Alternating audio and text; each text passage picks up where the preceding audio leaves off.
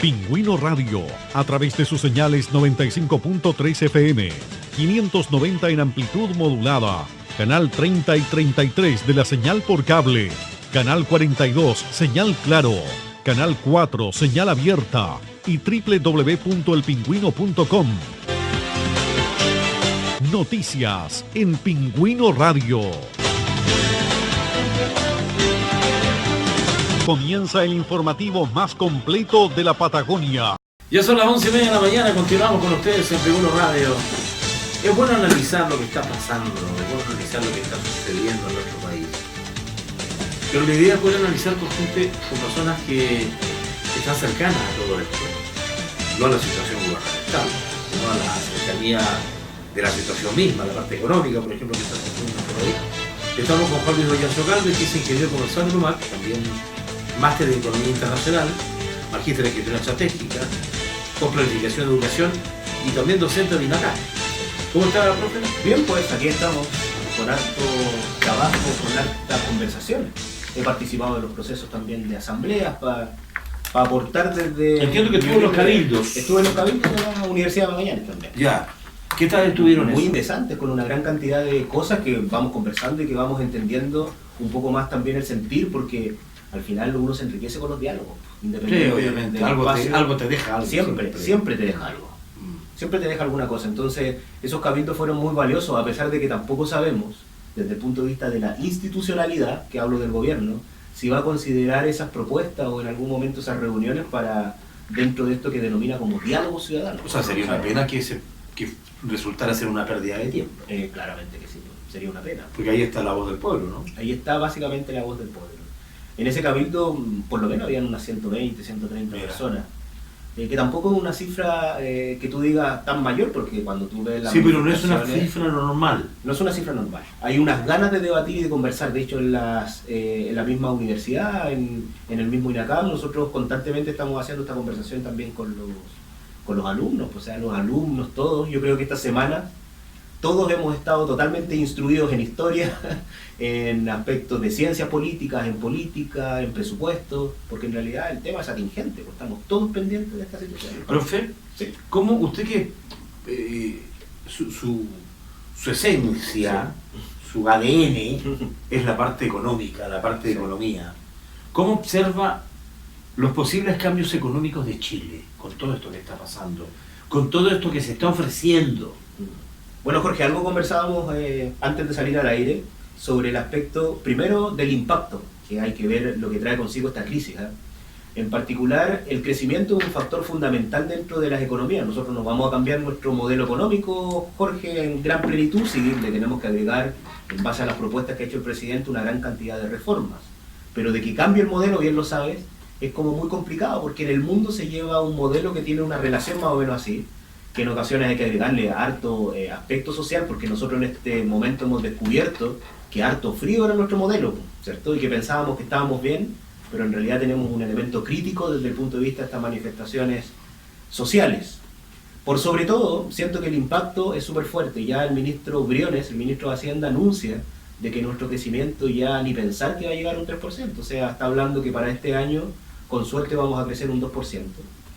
La cifra del IMASEC, que es la entrega del crecimiento que tuvo en septiembre Chile, fue un 3%, pero el ministro se apresta a indicar que en octubre, producto de la crisis, vamos a tener un crecimiento cero, o un crecimiento que incluso va a estar entre 0 y menos 1,5, negativo. O sea, negativo.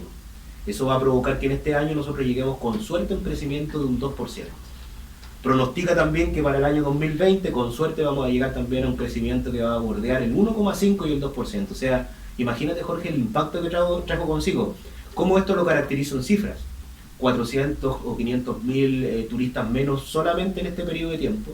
Eso va a generar un impacto en los hoteles, va a generar un impacto en las agencias de turismo y en la plata que deja un turista cuando llega acá. Entonces tú vas viendo efectivamente que esto trae un efecto escalonado, este efecto dominó que se habla en economía, que tocáis una ficha y que se empiezan a caer todas las fichas, producto efectivamente de lo frágil que es el sistema, y la dependencia que el turista que llega es menos plata para la agencia. Pero por supuesto. Es menos mano de obra. Es menos mano de obra. ¿Ya? No solamente para la agencia, así es, sino para todo lo que viene con la agencia. Y es difícil de recuperar en ocasiones la credibilidad como país, porque nosotros vamos viendo, y cuando tú revisas cifras sobre el estado del país, porque ahora todos somos capitanes después de, ¿cierto? Después de la guerra, generales después de la guerra, tú vas viendo que en realidad el nivel de confianza que nos tenemos en los chilenos, entre nosotros, para hacer negocios, ya era bajo. Nosotros teníamos un 12% de confianza, o sea, quiere decir que de 12 chilenos, uno solamente era confiado, que te permitía hacer algún negocio, que te permitía participar dentro de estos niveles de confianza. Imagínate, en Japón es un 45%, o sea, quiere decir que de 10, 4 confían para hacer negocios, etc. Y en los Países Bajos llega a un 70 y tantos %. O sea, quiere decir que de 10, 7 personas creen en los sistemas y en los otros. Las encuestas que recién salieron y que me imagino que en algún momento la comentaste, que cómo ve el chileno entonces a nuestras instituciones. Y de escala 1 a 10, según un estudio de la Universidad de Chile, la institución más confiable con un 9,6 creo que son los bomberos. Los bomberos. Sí, se lo vemos más ayer. respeto. Y las menos confiables el aspecto político, Sí. un 2%, Los políticos son los 2,3 menos puntos, confiables, claramente. claro. El Y gobierno. es más, me llama también. mucho la atención que también las entidades del Estado están en bajo puntaje. O sea, tenemos un problema institucional. Todo ese elemento que nosotros hablamos ya de partida como el escenario propio te generó un escenario sumamente inestable, Jorge. O sea, tenemos un inconveniente en la credibilidad de nuestro sistema ahora. Porque Ahora, ¿cómo está se mejora esto? ¿Se mejora subiendo el sueldo mínimo? ¿Se mejora subiendo las pensiones? ¿Se mejora, no sé, dando más gratuidad a la educación? Sí. ¿Se mejora de esa manera? Mira, te menciono una frase. Nosotros vivimos los precios, hay una frase que es célebre, los precios son los de Alemania en Chile. Y los sueldos son los de Bolivia. Ya. Entonces claramente eso te identifica que hay un desbarajuste Sí, total. entre el aspecto de la remuneración mínima, que son 301.000 pesos. Ahora subieron actual. 850. Bueno, todavía es como la intención. Sí, claro. El presidente se comprometió. Bueno, no nos envió ya el Ya proyecto. envió el proyecto. Sí, sí, pero sí, envió sí. el proyecto que tiene que de cierta manera Tiene que ser aprobado. Claro. Así que en la actualidad estamos con 301 y la intención es subir a 350. Son brutos, Jorge. Esas Sacamos la cifras. cuenta, lo conversábamos acá con Javier, que de esos 350.000 pesos te descuentan el 7% de salud y 13% de FP. Perfecto. Lo que te quedan 280.000. Sí. En la actualidad te quedan 240, producto del 301. 300. Pero te queda como en 280. Ahora con esto te quedan 280. Ahora te explico por qué estamos fuera de ese aspecto.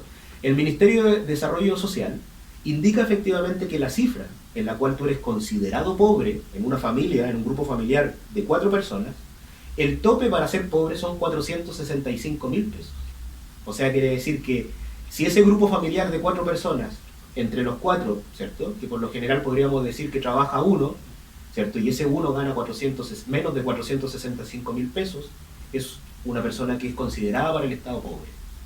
Entonces, cuando tú planteas un sueldo mínimo de 350.000 pesos, estás planteando un sueldo que está alejado en alrededor de 135, 100 lucas con respecto a los niveles de pobreza que coloca el Ministerio de Desarrollo Social. De tal manera que para muchos autores, para muchos economistas, la remuneración mínima debería estar por sobre esos 460, 450 Claro, lucas, claro. que es considerado como nivel de pobreza para el Ministerio de Desarrollo Social, para una familia de 4 personas, ¿cierto? Entonces quiere decir que por lo menos se postula que la remuneración mínima debería ser alrededor Es lo que dice el desarrollo social. Sí. Ahora, ¿cuántos ganan el sueldo mínimo? Eso es un dato importante, Jorge, porque Yo no algunos sé dicen si todos ganan el sueldo mínimo. solamente, los que están ahí. solamente el 10% del mercado laboral. El mercado laboral son 9 millones de trabajadores, que es la fuerza de trabajo que tiene Chile. O sea, 900.000 personas ganan el mínimo. Ganan el mínimo. Pero nosotros tenemos un inconveniente que viene después de eso. Las empresas pagan más que el mínimo. Pero ¿cuál es el problema? Que según cifras de línea, el 50% de nuestra población, el 50% de nuestra población gana menos de 400.000 pesos. O sea, están dentro del límite de la pobreza. Están todos en la pobreza, desde el punto de vista de la cifra que te comenté anteriormente, de estos 9 millones de trabajadores, por supuesto, de la población trabajadora. Entonces tú te das cuenta, chuta, en realidad esos 350 te lo dejo a tu criterio. ¿Soluciona el inconveniente? No. A mí me da la impresión de que no. A mí me da la impresión. Ahora, ¿qué va a pasar económicamente en el país cuando le digan a los jubilados, señores, a partir de esta fecha usted ahora gana más plata? Te lo comento, de partida, para que las familias que están escuchando, las personas que están escuchando ahora la radio, entiendan que, por ejemplo, el concepto de existe una pensión básica solidaria. Esa pensión básica solidaria son alrededor de 110, 120.000 pesos, dependiendo de los cambios Sí, que existen sí, en el sí. país. Esa es la pensión básica solidaria. Esa pensión significa que en realidad todas las personas que nunca han participado y que no reciben ningún aporte de una institución previsional, ¿cierto?, o del Estado, va a recibir esa pensión producto, que es esa pensión básica asegurada por parte del Estado, ¿cierto? Son efectivamente parte de ese dinero. Propuso entonces el ministro, vamos a subir esa pensión en un 20%, ¿cierto?, que proviene también de estos ajustes que se quieren hacer en el presupuesto de previsión a cargo del empleador. Van a subir un 20%. Jorge, subir un 20% es que te va a llegar esa pensión a 130, 140. Claro, si ganaban 120 te sube a 144. Claro. Te doy un dato. El mes que recién pasó, septiembre, 10.000 personas en Chile se jubilaron. 10.000 personas en Chile se jubilaron. La mitad, 5.000 personas, te va a sorprender la cifra, saca pensiones menores a 50.000 pesos. O sea, Bueno, de los 10.000 jubilados, 5.000 reciben pensiones menos de 50.000 pesos. O sea, terrible. ¿No? bueno, ahora, yo sé que el sistema de AFP está colapsado en Chile en el sentido de que la gente ya está caput con esto, ¿no? Sí. Ya está, no quiere más de AFP. No, Y el mejor ejemplo lo dio esta señora que era enfermera acá, acá. que ganaba 1.200.000 en su trabajo y al jubilarse recibía un sueldo de 280.000. O sea, le bajó el sueldo impresionante. Así es. Entonces, ¿cómo poder hacer? Porque a mí me da la impresión de que Chile tiene el sartén por el mango para cambiar el sistema de AFP. Yo pienso que sí. Porque esto es un tema legislado solamente en Chile. No hay una ley internacional que diga que no se puede cambiar. Para nada. Entonces Chile puede cambiarlo. Eso es lo que tú me mencionas, por lo general el promedio, las tasas de reemplazo que existen en Chile, que reemplazo quiere decir que si tú jubilas por 1 millón, la tasa de reemplazo te va a indicar cuánto vas a recibir, ¿cierto?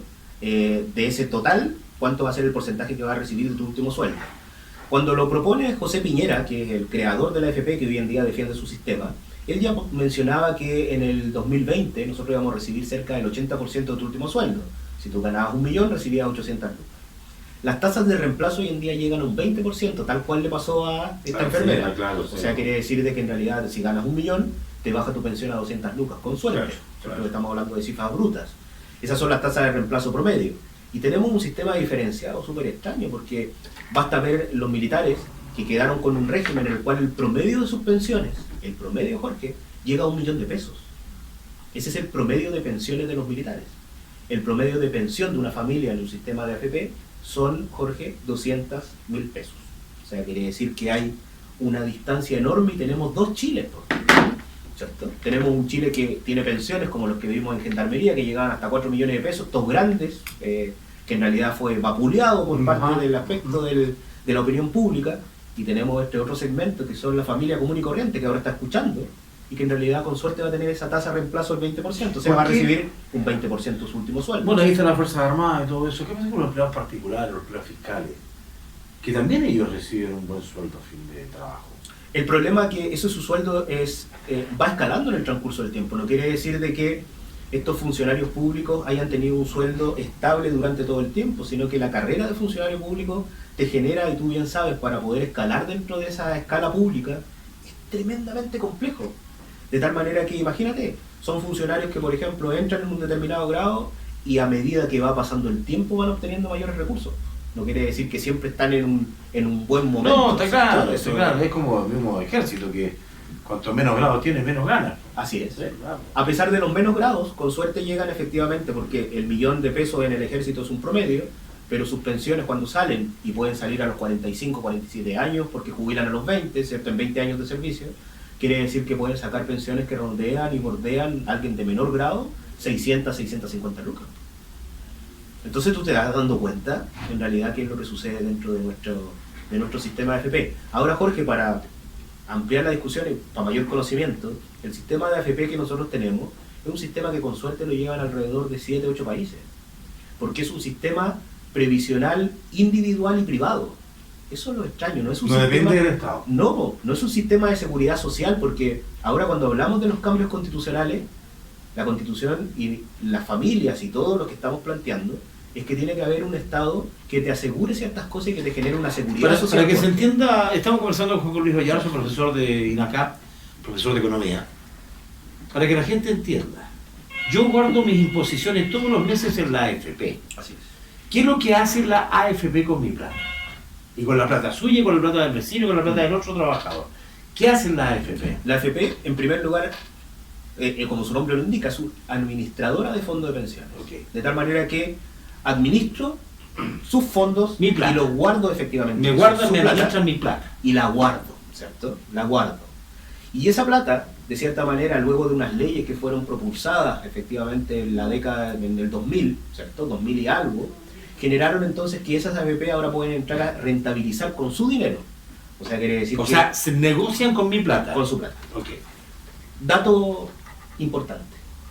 Las utilidades que tuvieron las AFP en el último trimestre que recién pasó, te permiten construir, Jorge, 5 hospitales clínicos de Punta Arenas. Oh. Para que lo entienda la familia, porque si yo le hablo de cifras, es probable que no van a dimensionar la cantidad de plata. Pero cuando lo vemos en elementos complejos y compuestos, son 5 hospitales con doctores, con todo lo que tiene un hospital regional como el nuestro. Los implementos, la maquinaria, la tecnología, 5.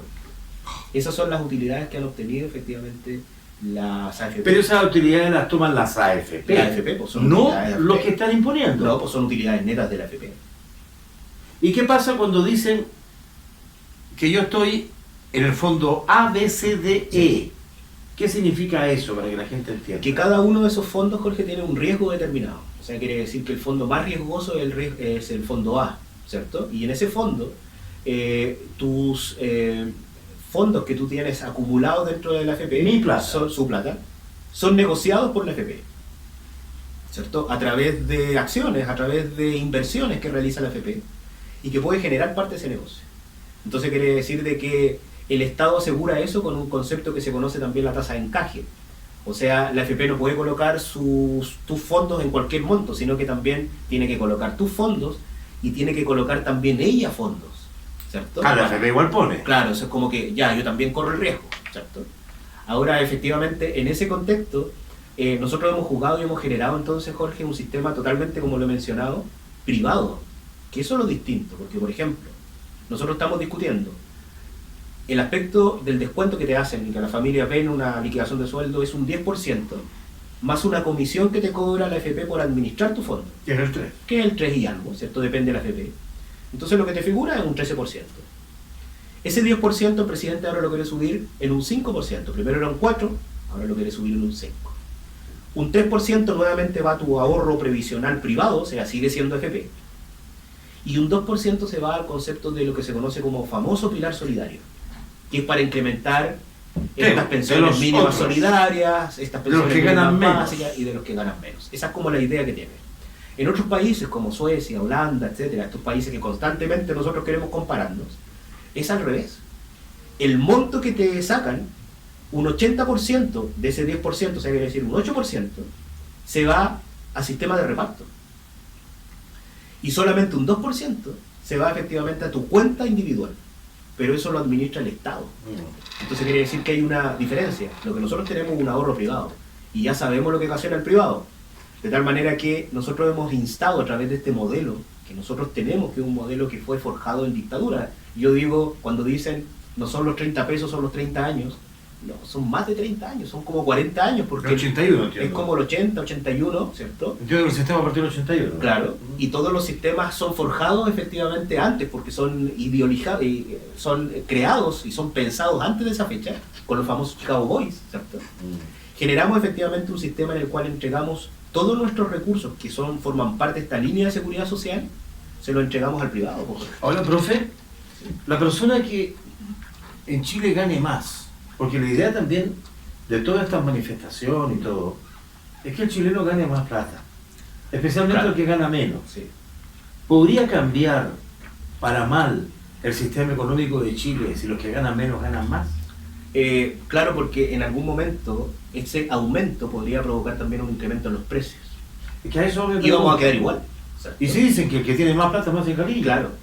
Entonces quiere decir de que aquí hay un problema de distribución, de concentración de los ingresos. Imagínate que cerca del 30% del total de la riqueza que tiene Chile se lo lleva el 1% de la población en Chile. Y todo el resto lo repartimos entre nosotros. Solamente el 1%, Jorge. Que ahí está la familia Luxich, que está la familia Mate, todas estas grandes familias se llevan solamente el 1% de toda la riqueza que tiene, por ejemplo, el país. O sea, la cantidad de dinero que tienen es enorme y son muy pocos. ¿Por qué se habla tanto de Codelco en Chile? El sueldo de Chile, el cobre. Claro, porque, a ver, eso también es una crítica súper fuerte, porque desde el punto de vista, nosotros nos hemos arraigado a elementos que están relacionados con la extracción de minerales, con el aspecto de la acuicultura. Esas son nuestras formas de economía. Entonces, cuando tú ves, nosotros somos súper poco diversificados, Jorge. Nosotros lo único que hacemos es el cobre, dependemos extremadamente del cobre. Imagínate que si nosotros quitáramos el cobre, el Producto Interno Bruto per cápita del chileno son alrededor de, ahora estamos cerca de los $28.000. Eso significa que si tú lo llevas a meses para que entiendas, la riqueza del país tú lo divides por el número de habitantes y mensualmente un chileno, en el promedio, bordea alrededor de 1.400.000, 1.500.000 pesos en promedio como Producto Interno Bruto per cápita. ¿Y de dónde sacan eso? La familia estarán, los que están escuchando ahora me dirán, ¿y de dónde está mi plata? Bueno, hay alguien de ese 1% que se lo lleva. Entonces quiere decir que nosotros tenemos efectivamente ese Producto Interno Bruto per cápita. Si tú le sacas el cobre, Jorge, si tú le sacas el cobre a esa riqueza que nosotros tenemos, nuestro Producto Interno Bruto per cápita mensual, ¿cierto?, serían alrededor de 500.000 pesos, 560.000 pesos. Solamente sacándole el cobre. Si se nos acaba el cobre, nuestro Producto Interno Bruto per cápita baja esa cifra. ¿Qué quiere decir? Que nos convertimos en un país como Bolivia, como Paraguay, inclusive podríamos estar peleando entonces con países como Haití desde el punto de vista de la riqueza que nosotros tenemos, o sea, la baja. Ahora yo insisto, todo se lo entregamos al privado. El litio se lo entregamos a los privados, ¿cierto? Eso fue un tema. El agua, por ejemplo, la tienen los privados. El agua, la luz la tienen los privados. Somos uno de los pocos países que hemos efectivamente mercantilizado todo nuestro sistema. Si ¿Y eso es malo? Yo creo que tiene sus pros y sus contras. Porque en otras partes del mundo entiendo que también está privatizado el tema, pero controlado por el Estado. Por el Estado. Pero nosotros tenemos como yo te mencionaba, un sistema muy interesante, porque es este experimento social económico que se hace en el 80, ¿cierto?